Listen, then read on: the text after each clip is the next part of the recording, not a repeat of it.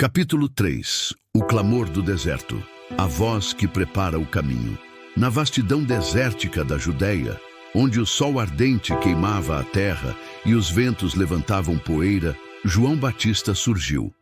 Ele não se assemelhava aos profetas que o povo estava acostumado a ver nos templos e sinagogas. Suas vestes eram simples, feitas de pelos de camelo, e ele se alimentava do que a natureza lhe oferecia: gafanhotos e mel silvestre. Mas havia algo em João que o destacava: sua voz.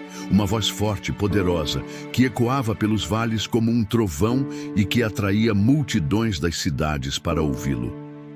Arrependam-se, pois o reino dos céus está próximo, clamava João com uma urgência que não podia ser ignorada. Seu olhar penetrante revelava a gravidade de suas palavras. Ele falava com a convicção de quem sabia que um novo tempo estava prestes a começar. A era de promessas estava terminando e o cumprimento dessas promessas caminhava sobre a terra. João era o arauto do rei, que viria para transformar o mundo. Multidões de pessoas, carregadas com o peso do pecado e das tradições vazias, saíam de suas casas, cruzando o deserto para ouvir o profeta. Homens e mulheres de todas as classes, sociais, pobres, ricos, sacerdotes e pecadores, se amontoavam à beira do rio Jordão, onde João realizava seu batismo. Suas palavras cortavam o coração como uma espada afiada, revelando a necessidade de arrependimento profundo e sincero. Vocês precisam ser lavados, não apenas por fora, mas por dentro, dizia ele, enquanto mergulhava cada um nas águas do rio. A água fria do Jordão não apenas limpava seus corpos, mas simbolizava uma nova vida, um renascimento para aqueles que verdadeiramente se arrependiam. O peso da culpa e dos erros parecia ser levado pela correnteza, e os corações que antes estavam endurecidos começavam a pulsar com uma nova esperança.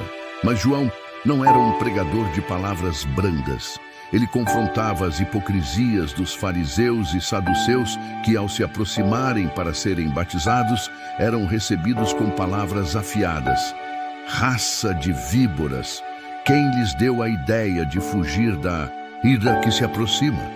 Produzam frutos que mostrem o arrependimento, clamava ele, expondo a falsidade e o orgulho daqueles que achavam que sua linhagem ou posição os tornava justos. A mensagem de João era clara: o tempo do julgamento estava próximo e ninguém seria poupado apenas por sua posição ou título.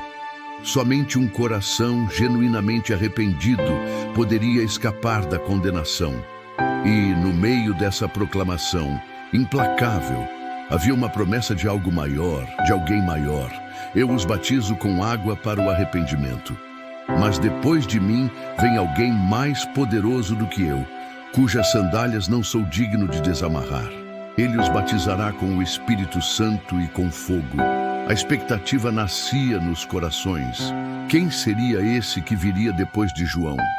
Havia uma mistura de temor e esperança.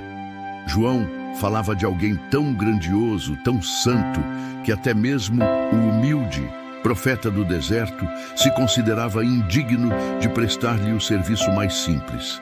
Então, um dia especial amanheceu.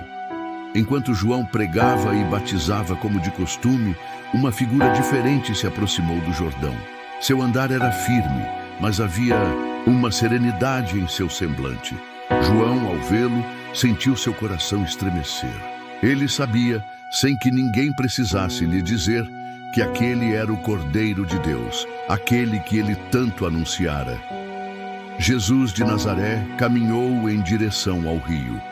Ele não se destacava por suas roupas ou por sua aparência, mas havia uma luz indescritível em seus olhos, uma paz que superava qualquer entendimento. Ao chegar diante de João, Jesus olhou profundamente em seus olhos e pediu que o batizasse. Eu preciso ser batizado por você, e você vem a mim? Perguntou João, surpreso e tremendo diante da santidade que estava à sua frente. Ele sabia que aquele era o Santo de Deus, e não se sentia digno nem de tocá-lo, quanto mais de batizá-lo. Mas, com uma voz suave e firme, Jesus respondeu: Deixe assim por enquanto. Convém que assim façamos, para cumprir toda a justiça. João, em obediência, consentiu, ainda com o coração transbordando de reverência. Enquanto Jesus era submerso nas águas, um silêncio sagrado tomou conta de todos os presentes. E ao emergir, algo extraordinário aconteceu. Os céus se abriram. Uma luz gloriosa desceu sobre ele, e como uma pomba suave, o Espírito Santo pousou sobre Jesus. O próprio céu declarou a identidade de Cristo. Este é o meu Filho amado, em quem me agrado. As palavras do Pai Celestial ecoaram pelo céu, revelando ao mundo o início de uma nova era. Ali, no silêncio daquele deserto, entre as águas do Jordão, a Trindade se manifestou. O Filho, o Pai e o Espírito Santo, juntos, anunciando a chegada da salvação. A luz que se manifesta no silêncio. O batismo de Jesus não foi apenas um momento de consagração pessoal, mas um marco na história dos humanos.